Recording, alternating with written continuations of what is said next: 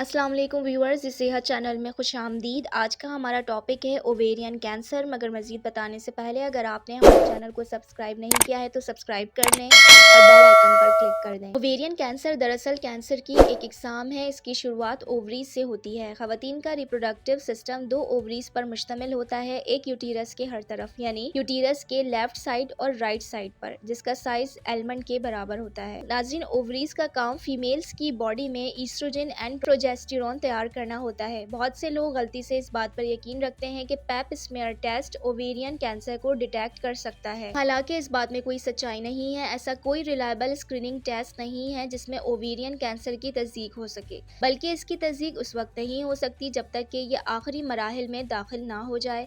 American cancer society کے مطابق first stage میں صرف 20% کیسز ڈائگنوز ہوتے ہیں۔ اس کی وجہ یہ ہے کہ اس کینسر میں علامات ظاہر نہیں ہوتی، بلکہ اکثر ان کو پیٹ اور ہاضمے کی بیماری سمجھا جاتا ہے۔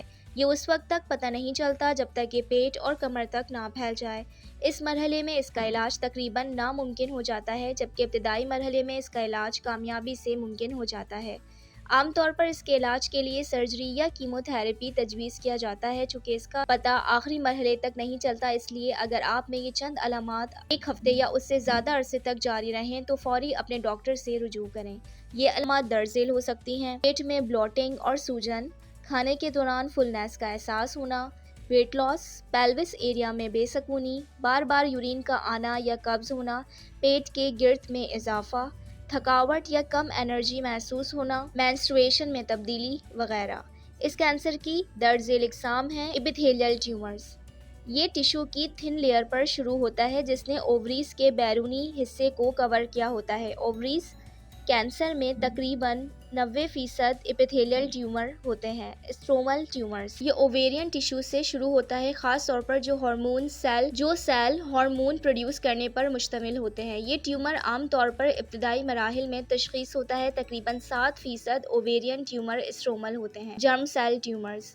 یہ ایگ پروڈیوسنگ سیل سے شروع ہوتا ہے۔ یہ کینسر زیادہ تر ینگ خواتین میں پایا جاتا ہے۔ وجوہات کے بارے میں بات کرتے ہیں۔ اس بارے میں مکمل یقین کے ساتھ کچھ نہیں کہا جا سکتا کہ اس کی وجوہات کیا ہو سکتی ہیں۔ بعض ماہرین کے مطابق کینسر اس وقت شروع ہوتا ہے جب ایک سیل اپنے ڈی این اے میں میوٹیشنز شروع کر دیتا ہے۔ یہ میوٹیشنز سیل کو جلدی اور بڑی تعداد میں پیٹ میں ٹیومر پیدا کرنے کو کہتے ہیں، جس سے ہیلدی سیل مر جاتے ہیں اور ایب نارمل سیل زندہ رہتے ہیں جو قریبی ٹشوز پر حملہ آور ہو کر کینسر کا سبب بنتے ہیں۔